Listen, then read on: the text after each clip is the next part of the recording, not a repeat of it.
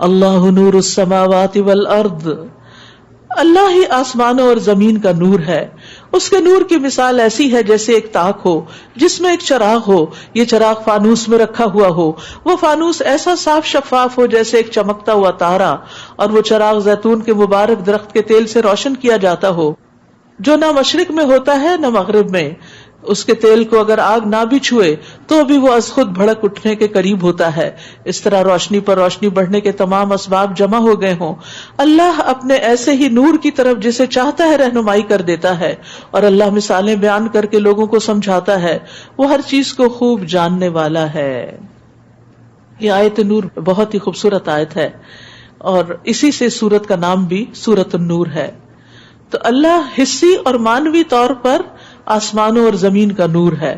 اللہ تعالیٰ بذات خود نور ہے، اس کا حجاب نور ہے. اگر وہ اپنے حجاب کو ہٹا دے تو اس کے چہرہ مبارک کے انوار و جلال حد نگاہ تک ساری مخلوق کو جلا کر رکھ دیں. اس کے نور سے عرش، کرسی، سورج، چاند اور جنت منور ہیں. اسی طرح مانوی نور کا منبع بھی اللہ ہے. اس کی کتاب نور ہے، اس کی شریعت نور ہے، ایمان نور ہے. اللہ تعالیٰ کے رسولوں اور اس کے مومن بندوں کے دلوں میں جو معرفت الہی ہے، اللہ کی پہچان ہے، وہ بھی اللہ کا دیا ہوا نور ہے. اگر اللہ تعالیٰ کا نور نہ ہو تو گمراہیوں کے گھٹا ٹوپ اندھیرے چھا جائیں. لہٰذا ہر وہ مقام جہاں اللہ کا نور نہیں، وہ اندھیروں میں ڈوب جاتا ہے. اس کے نور کی مثال یعنی وہ نور جس کی طرف اللہ رہنمائی کرتا ہے، وہ اہل ایمان کے دلوں میں ایمان اور قرآن کا نور ہے. وہ ایک تاک کی طرح ہے، نیش کی طرح، جس میں چراغ ہو، کیونکہ تاک چراغ کی روشنی کو جمع کر دیتا ہے. جب ایک کلوز جگہ پر آپ چراغ رکھتے ہیں تو روشنی کی کنسنٹریشن ہو جاتی ہے، اس کو بکھرنے نہیں دیتا. چراغ شیشے کے فانوس میں رکھا ہوا ہو، اور وہ فانوس اپنی صفائی اور خوبصورتی کی وجہ سے یوں لگے جیسے وہ چمکتا ہوا ستارہ ہو، یعنی وہ موتی کی مانند چمکتا ہو. یوقد من شجرۃ مبارکہ، یعنی وہ چراغ جو اس چمکدار فانوس کے اندر ہے زیتون کے تیل سے روشن کیا جاتا ہے، جس کا شعلہ سب سے زیادہ روشن ہوتا ہے. اور وہ مشرقی جانب نہیں اور نہ مغربی، یعنی اس پر سورج کی پوری روشنی پڑتی ہے، ایسی جگہ کا زیتون. اور یہ کہتے ہیں کہ ملک شام یا فلسطین کا زیتون ایسا ہوتا ہے جس سے صبح اور شام سورج کی روشنی حاصل ہوتی، سورج کا اینگل ایسا ہوتا ہے، اس وجہ سے وہ نہایت عمدہ ہوتا ہے. اس کا تیل بھی بہت صاف ہوتا ہے. قریب ہے کہ اس کا تیل یعنی انتہائی صاف ہونے کی وجہ سے آپ ہی آپ روشنی دینے لگے، یعنی اس تیل کے اندر سے بھی ایک روشنی پھوٹتی ہے اگرچہ اسے آگ نہ بھی چھوئے، اور جب اسے آگ چھو جائے تو روشنی بہت زیادہ ہو جائے. تو روشنی پر روشنی، نور پر نور، یعنی آگ کی روشنی اور زیتون کے تیل کی روشنی. تو یہ مثال جو اللہ تعالیٰ نے بیان کی، یہ دراصل مومن کے حالات کی مثال ہے کہ مومن کا دل جو ہے اللہ کے نور سے منور ہے، اور اللہ تعالیٰ نے اسے فطرت پر پیدا کیا. تو سب سے پہلا فطرت کا نور ہے، اور پھر وہ زیتون کے صاف تیل کی طرح پاک ہے، فطرت سلیم ہے. پھر جب اس پر ایمان آیا تو اس کے دل کو اس نے اور روشن کر دیا، جیسے آگ چراغ کی بتی کو روشن کر دیتی ہے. تو اسی طرح ایمان سے اس کے اندر سے شیطان کی ڈالی ہوئی نجاست نکل گئی.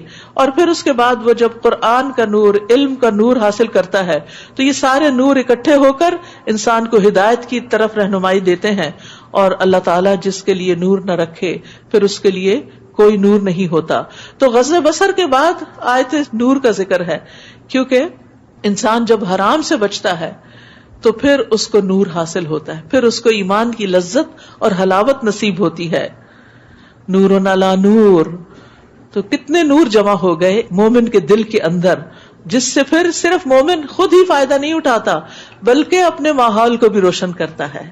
اور اسی مقدار سے اس کی روشنی ہوتی ہے جس مقدار میں اندر نور ہوتا ہے. یعنی اس کے اپنے اندر بھی شرح صدر ہوتا ہے کہ وہ جس راہ پہ چلا جا رہا ہے اس میں اس کو کوئی شک نہیں ہوتا، یقین حاصل ہوتا ہے، اور اس پر سارے نقصان اٹھا کر بھی عمل کر رہا ہوتا ہے.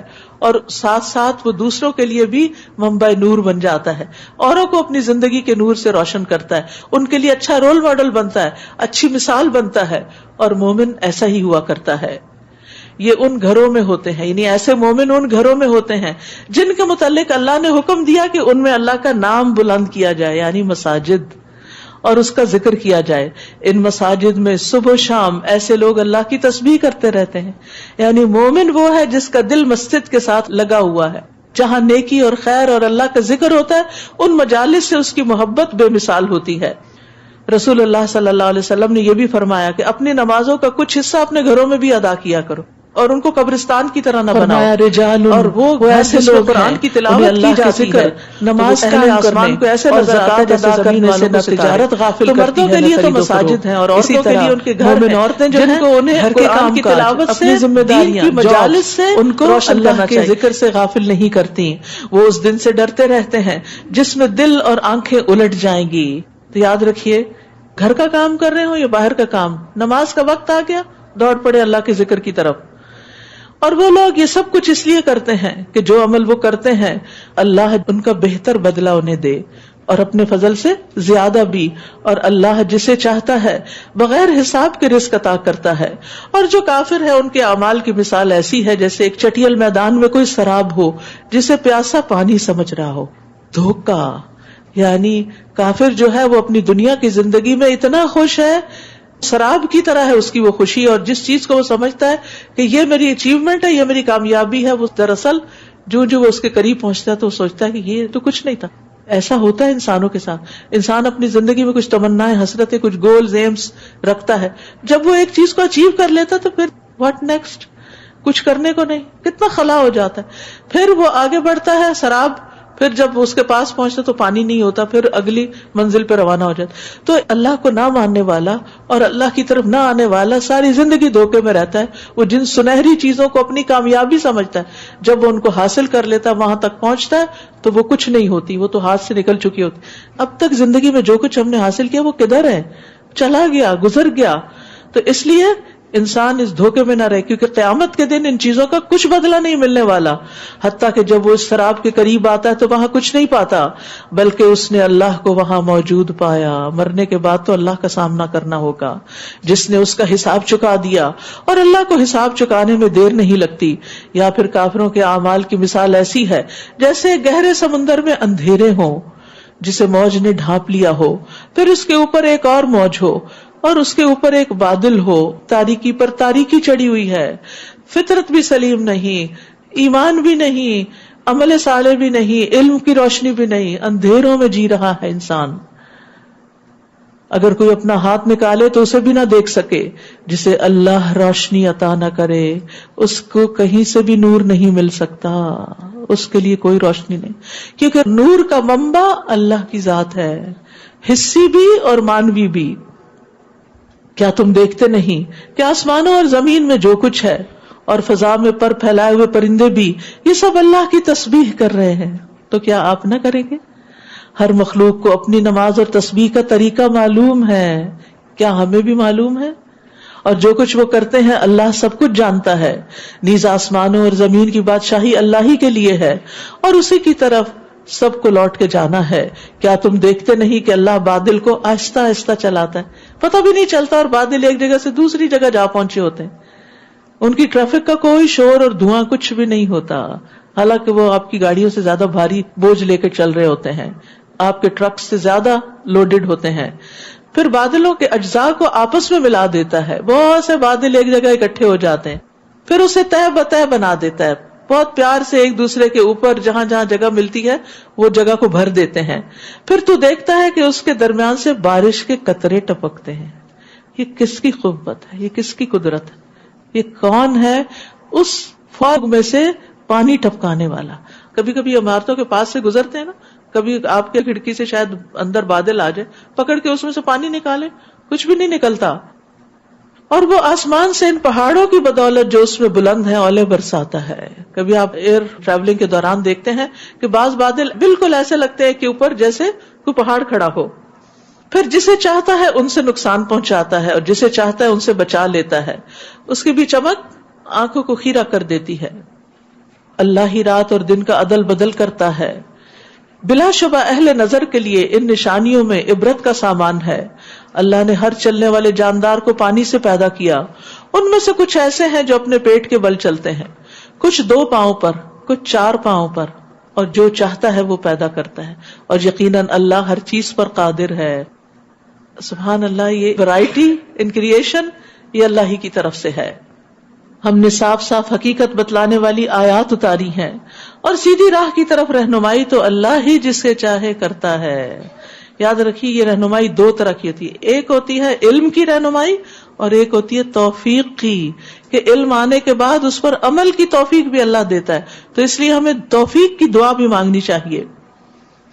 یہ منافق کہتے ہیں کہ ہم اللہ پر اور اس کے رسول پر ایمان لائے ہیں اور ہم نے اطاعت قبول کی، پھر اس کے بعد ان میں سے ایک فریق اطاعت سے منہ پھیر لیتا ہے۔ حقیقتاً یہ لوگ ایماندار نہیں ہیں، اور جب انہیں اللہ اور اس کے رسول کی طرف بلایا جاتا ہے تاکہ رسول ان کے درمیان فیصلہ کرے تو کچھ لوگ اعراض برتنے لگتے ہیں۔ سبحان اللہ، اللہ کے رسول پہ راضی نہیں ہے، پھر ایمان کیسا ہے ان کا؟ اور حق ان کی موافقت میں ہو تو بڑے مطیع و منقاد ہو کر چلے آتے ہیں۔ کیا ان کے دلوں میں نفاق کا روگ ہے، یا وہ شک میں پڑے ہوئے ہیں، یا وہ اس بات سے ڈرتے ہیں کہ اللہ اور اس کا رسول ان کی حق تلفی کر جائیں گے؟ بلکہ حقیقت یہ ہے کہ یہ خود ہی ظالم ہے، اندر چور ہے، اس لیے وہ آپ کے پاس نہیں آتے۔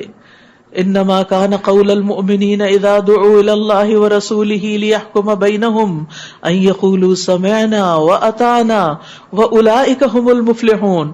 مومنوں کی بات تو یہ ہوتی ہے کہ جب انہیں اللہ اور اس کے رسول کی طرف بلایا جائے تاکہ وہ ان کے درمیان فیصلہ کرے تو وہ کہتے ہیں کہ ہم نے سن لیا اور اطاعت کی، ایسے ہی لوگ فلاح پانے والے ہیں۔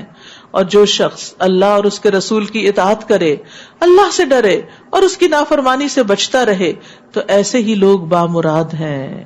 ایک کے آخر میں کہا مفلحون اور یہاں کہا فائزون، اور دونوں میں شرط کیا ہے کہ اللہ اور رسول کی بات پہ لبیک کہنا۔ تو اس سے کیا پتہ چلتا ہے کہ کامیاب وہ ہیں جو قرآن و سنت کو فالو کریں۔ منافقین اللہ کی پختہ قسمیں کھا کر رسول سے کہتے ہیں اگر آپ انہیں حکم دیں تو وہ ضرور نکلیں گے، یعنی جس کام کے لیے آپ کہیں گے آپ ان سے کہیے قسمیں نہ کھاؤ۔ مطلوب قسمیں نہیں، تم سے اس وقت قسمیں کھانا نہیں ہے مطلوب، دستور کے مطابق اطاعت ہے، کر کے دکھاؤ۔ تمہاری سچائی قسموں سے نہیں ظاہر ہوتی، عمل سے ظاہر ہوگی، اور جو کچھ تم کرتے ہو اللہ اس سے باخبر ہے۔ آپ ان سے کہیے اللہ کی اطاعت کرو، رسول کی اطاعت کرو، بار بار تکرار ہے، اس لیے کیسے الگ کر سکتے ہیں رسول کی اطاعت کو اللہ کی اطاعت سے؟ پھر اگر تم اطاعت نہیں کرو گے تو رسول کے ذمہ تو وہی کچھ ہے جس کا وہ مکلف ہے، یعنی تبلیغ کرنے کا، اور تمہارے ذمہ وہ کچھ ہے جس کے تم مکلف ہو، یعنی اطاعت کے۔ اور اگر تم رسول کی اطاعت کرو گے تو ہدایت پا جاؤ گے، اور رسول کی ذمہ داری صرف یہ ہے کہ صاف صاف پیغام پہنچا دے، باقی اس کی ذمہ داری نہیں کہ وہ یہ دیکھے کہ تم نے کام کیا یا نہیں، وہ تو ہر شخص اپنا ذمہ دار خود ہے۔ تم میں سے جو مومن ہے اور نیک کام کرتے ہیں، سوچیے اپنے بارے میں، ان سے اللہ نے وعدہ کر رکھا ہے کہ وہ انہیں زمین میں ایسے ہی جانشین بنائے گا جیسے تم سے پہلے لوگ بنائے گئے، اور ان کے اس دین کو مضبوط کرے گا جسے اس نے ان کے لیے پسند کیا، اور ان کی حالت خوف کو امن میں تبدیل کر دے گا۔ بس وہ میری ہی عبادت کریں گے اور میرے ساتھ کسی کو شریک نہ بنائیں گے، اور جو اس کے بعد کفر کرے تو ایسے ہی لوگ فاسق ہیں۔ وَأَقِيمُوا الصَّلَاةَ وَآتُوا الزَّكَاةَ وَأَطِيعُوا الرَّسُولَ لَعَلَّكُمْ تُرْحَمُونَ۔ نماز قائم کرو، زکوٰۃ ادا کرو، اور رسول کی اطاعت کرو۔ یہاں اللہ نے اپنی اطاعت کا بھی ذکر نہیں کیا، یعنی اتنی امپورٹنٹ ہے نبی صلی اللہ علیہ وسلم کی اطاعت کرنا۔ اس طرح توقع ہے کہ تم پر رحم کیا جائے۔ اچھا، اب رسول صلی اللہ علیہ وسلم کی اطاعت صرف کیا آپ کی زندگی میں تھی؟ کیا آپ صرف ان لوگوں کے رسول تھے یا ہمارے بھی ہیں؟ ہمارے بھی ہیں۔ اس لیے بہت ضروری ہے کہ قرآن کے ساتھ حدیث کا مطالعہ بھی کیا جائے۔ لا تحسبن الذین کفروا معجزین فی الارض۔ آپ کافروں کے متعلق یہ خیال نہ کیجئے کہ وہ زمین میں اللہ کو عاجز کر دینے والے ہیں، کہ اللہ ان کو پکڑ نہیں سکتا یا انہیں عذاب نہیں دے سکتا۔ ان کا ٹھکانہ آگ ہے، وَلَبِئْسَ الْمَصِيرُ، اور البتہ بہت برا ٹھکانہ ہے۔ اے لوگو جو ایمان لائے ہو، تمہارے غلاموں اور ان لڑکوں پر جو ابھی حد بلوغت کو نہ پہنچے ہوں لازم ہے کہ وہ دن میں 3 بار اجازت لے کر گھروں میں داخل ہوا کریں۔ ٹھیک ہے، چھوٹے بچے بھی اجازت لے کے نماز فجر سے پہلے پیرنٹس کے بیڈ روم میں نہ جائیں اجازت کے بغیر، ظہر کے وقت، قیلولہ کے وقت جب تم کپڑے اتارتے ہو، اور عشاء کی نماز کے بعد، یہ 3 اوقات تمہارے لیے پردے کے وقف ہیں۔ ان اوقات کے علاوہ دوسرے وقت میں ان کو بلا اجازت آنے جانے سے ان پر کوئی گناہ نہیں، اور نہ تم پر کوئی گناہ ہے۔ تو آپ دیکھیے کہ کس قدر پرائیویسی کا لحاظ رکھا گیا، کہ چھوٹے بچوں کو بھی ایکسپوز نہیں کرنا چاہیے ہسبینڈ وائف کی آپس کی انٹیمیسی اور ایک دوسرے کے تعلقات کے بارے میں۔ بعض مائیں تو بچوں کو واش روم میں لے کے گھس جاتی ہیں، ان کے سامنے ننگا نہ آتی۔ حیرت ہوتی ہے کہ یہ تو بالکل کامن سینس کی بات ہے، پوچھنے میں پتہ چلتی تھی روتے ہیں. اس کا کوئی اور بندوبست کرے نہ کہ ان کو ننگا دکھائیں پھر اپنا آپ, پھر آپ کپڑوں میں ہی نہ آئیں تاکہ وہ آپ کو ننگا تو نہ دیکھیں. کیونکہ بچپن سے ان کے سامنے حیا کے تقاضے پامال کر دیے جاتے ہیں, پھر بڑے ہو کر ان کے لیے یہ چیزیں بس ایسے ہی ہو جاتی ہیں اور پھر وہ اللہ کے حکم سے نافرمانی کرنے لگتے ہیں. فرمایا تمہیں ایک دوسرے کے پاس بار بار آنا ہی پڑتا ہے. اسی طرح اللہ تعالیٰ تمہارے لیے اپنے ارشادات کی وضاحت کرتا ہے, وہ سب کچھ جاننے والا حکمت والا ہے.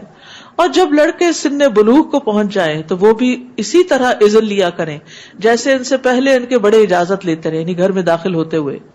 اللہ تعالیٰ اسی طرح تمہارے لیے اپنے احکام کھول کر بیان کرتا ہے, اور اللہ سب کچھ جاننے والا حکمت والا ہے. اور جو عورتیں جوانی سے گزری بیٹھی ہوں اور نکاح کی توقع نہ رکھتی ہوں, دو شرائط ہیں, یعنی بوڑھی ہو چکی ہوں لیکن شادی کی کوئی امید نہ ہو, کیونکہ کچھ خواتین 60+ بھی ہو کر بالکل فٹ اور ینگ ہوتی ہیں. اگر وہ اپنی چادر, یعنی جو باہر جاتے ہوئے بڑی چادر لی جاتی ہے, وہ اتار دیں تو ان پر کچھ گناہ نہیں, بشرطے کہ زیب و زینت کی نمائش کرنے والی نہ ہو, یعنی اپنے آپ کو ظاہر نہ کرنا چاہتی ہوں.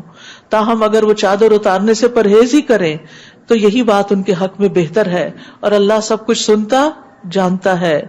اس بات میں نہ اندھے پر, نہ لنگڑے پر, نہ مریض اور نہ خود تمہارے لیے کوئی حرج ہے کہ تم اپنے گھروں سے کھانا کھاؤ, اپنے باپ دادا کے گھروں سے یا اپنی ماں اور نانی کے گھروں سے, یا اپنے بھائیوں بہنوں چچاؤں پھوپھیوں ماموں خالاؤں کے گھروں سے کھانا کھاؤ, یا ان کے گھروں سے جن کے تم سرپرست ہو, یا اپنے دوست کے ہاں سے کھا لو. نہ ہی اس بات میں کوئی گناہ ہے کہ تم سب مل کر کھاؤ یا علیحدہ علیحدہ. البتہ جب تم گھروں میں داخل ہوا کرو تو اپنے لوگوں کو یعنی گھر والوں کو سلام کہا کرو, یہ اللہ کی طرف سے مبارک اور پاکیزہ تحفہ ہے تمہارے لیے. اسی طرح اللہ تمہارے لیے اپنی آیات کو کھول کے بیان کرتا ہے تاکہ تم سمجھ سے کام لو. تو یاد رکھیے یہ مومنوں کا آپس کا تعلق بتایا گیا ہے کہ وہ ایک دوسرے کے لیے وسیع دل کے مالک ہوتے ہیں, ایک دوسرے کو کھانے پہ ویلکم بھی کرتے ہیں, اور کھانے والا بھی کسی قسم کی جھجک اور آڑ محسوس نہیں کرتا. اور اس میں خاص طور پہ رشتہ داروں کے علاوہ دوستی کا بھی ذکر کیا گیا, کیونکہ دوستی بھی ایک رشتہ ہوتی ہے, اور بعض اوقات خون کے رشتوں سے بھی زیادہ رشتہ بڑھ جاتا ہے. یہ ابن عباس کہتے ہیں کہ دوست رشتہ داروں سے زیادہ تاکید والا ہے, کیونکہ انسان ان کے ساتھ بعض اوقات زیادہ وقت گزارتا ہے. اور یہاں خاص طور پر اس ملک میں آپ دیکھیں کہ جہاں اپنے کوئی بھی قریبی رشتہ دار نہیں ہوتے تو دوست ہی رشتہ داروں کی جگہ لے لیتے ہیں. مومن تو وہ ہیں جو اللہ اور اس کے رسول پر ایمان لاتے ہیں, اور جب وہ کسی اجتماعی کام میں رسول کے ساتھ ہوتے ہیں تو اس سے اجازت لیے بغیر نہیں جاتے. یہ ایک اصول دے دیا گیا کہ جو ٹیم ورک ہوتا ہے, جو مل کے کام کیا جاتا ہے, اس میں اپنی مرضی نہیں چلائی جاتی, مشورے سے کام ہوتا ہے, اور اس میں اپنی جگہ یا اپنا کام بھی بغیر اجازت کے نہیں چھوڑا جا سکتا. اے رسول, جو لوگ آپ سے اجازت مانگتے ہیں وہی اللہ اور اس کے رسول پر ایمان لانے والے ہیں. تو جب وہ اپنے کسی کام کے لیے آپ سے اجازت مانگے تو ان میں سے جسے آپ چاہیں اجازت دیں اور جسے چاہیں نہ دیں. یعنی یہ بھی امیر کی اتھارٹی میں ہے کہ اگر وہ سمجھتا ہے کہ چھٹی نہیں دینی چاہیے تو وہ نہ دے. یہ نہیں کہ وہ کسی ضد کی وجہ سے کہے, اگر واقعی حقیقی ضرورت ہے تو کسی کو برا نہیں ماننا چاہیے. اور ان کے لیے اللہ سے بخشش کی دعا کیجیے, اللہ یقیناً بخشنے والا اور رحم کرنے والا ہے. مسلمانوں, رسول کے بلانے کو ایسا نہ سمجھ لو جیسے تم آپس میں ایک دوسرے کو بلاتے ہو, یعنی ادب سے پکارو, نام لے کر نہیں. اللہ تعالیٰ ان لوگوں کو جانتا ہے جو تم میں سے چپکے سے کھسک جاتے ہیں, یعنی کام کے بیچ میں یا مجلس سے چپکے سے. منافقین ایسے کرتے تھے کہ ذرا آپ کو دھیان ادھر ادھر ہوا, پہلے آ کے حاضری لگوا لی اور پھر غائب ہو گئے. اگر رسول صلی اللہ علیہ وسلم کو پتہ نہیں چلا تو اللہ کو معلوم ہے. لہٰذا جو لوگ رسول کے حکم کی مخالفت کرتے ہیں انہیں اس بات سے ڈرنا چاہیے کہ وہ کسی مصیبت میں گرفتار نہ ہو جائیں. استغفر اللہ, یہ ہم سب کے لیے ڈرنے کی بات ہے. سنتوں کی مخالفت, حدیث کی مخالفت انسان کو بہت بڑے فتنے میں ڈال دیتی ہے, یا انہیں کوئی دردناک عذاب نہ پہنچ جائے. تو یہاں پر نبی صلی اللہ علیہ وسلم کے احترام کی بات ہے, اور اسی احترام کا حصہ ہے کہ آپ کے دیے ہوئے علم کا بھی احترام کریں اور سنتوں کی پیروی کریں. اور پھر اس کے بعد جو لوگ ان دینی علوم کی تعلیم دے رہے ہوں, علم دے رہے ہوں, ان کا بھی ادب اور لحاظ رکھیں. یاد رکھو جو کچھ آسمانوں اور زمین میں ہے سب اللہ ہی کا ہے. تم جس روش پر بھی ہو اللہ اسے خوب جانتا ہے, اور جس دن لوگ اس کی طرف لوٹائے جائیں گے تو وہ انہیں بتلا دے گا کہ وہ کیا کرتے رہے, اور اللہ ہر چیز کو خوب جانتا ہے.